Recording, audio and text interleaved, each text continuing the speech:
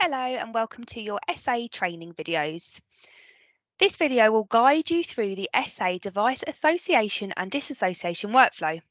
In order for your patient's observations to continuously record to their electronic anaesthesia record, you need to ensure the devices are connected correctly to the EPR record during each step of the patient's journey. Incorrect association and disassociation of devices will result in incomplete recording and increase unnecessary manual entry for the user. So just to set the scene, today we are doing a lap chole operation on this patient here, and the patient is currently in the anaesthetic room and ready for induction. So the anaesthetist, myself, is going to move into the theatre setting and log on to the computer attached to the anaesthetic machine and launch SA anaesthesia. What you will find is this screen will appear, select case. Here you're going to select the appropriate case, and you can do that by double clicking on the patient or clicking once and selecting OK. Then you'll get an additional window which will just want you to verify the case and double check the demographics. So once you're confident, you'll click the green tick. That will open up the device window straight away. So here is where you're going to select the devices that you want to associate. In this scenario, you're going to associate both the device in the anaesthetic room and the device in theatre.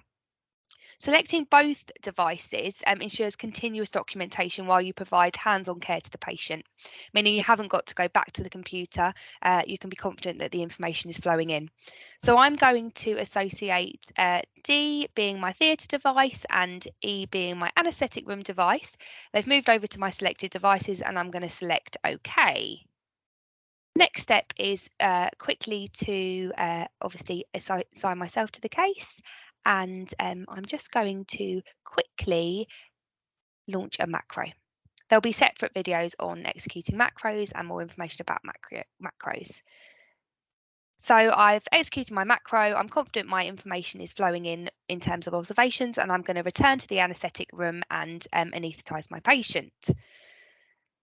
Once I'm confident that I'm ready to transfer the patient safely to the theatre room, I'm going to unplug the module from the anaesthetic room and move safely through to theatre.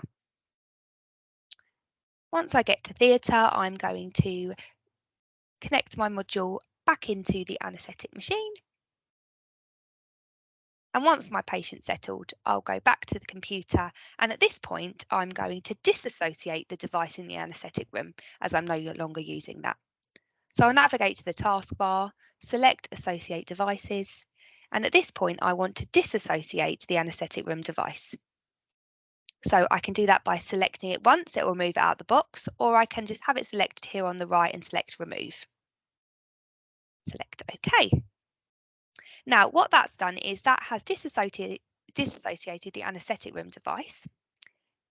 I would advise that at some point during the case you return to the anaesthetic room and you discharge the patient directly from the Mindray device so that if anybody else wants to use that device, they can.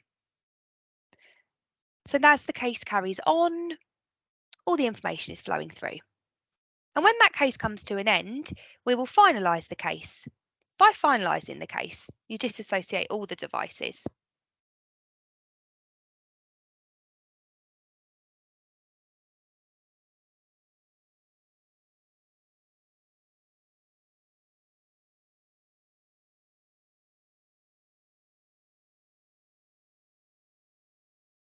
My case is just going to be finalised. While that's finalising, likelihood is you will disconnect the block from the anaesthetic machine and move your patient through to recovery, where the block will be reinserted to the recovery devices. If you have any questions about the content of this video, please contact the digital training team at SASH.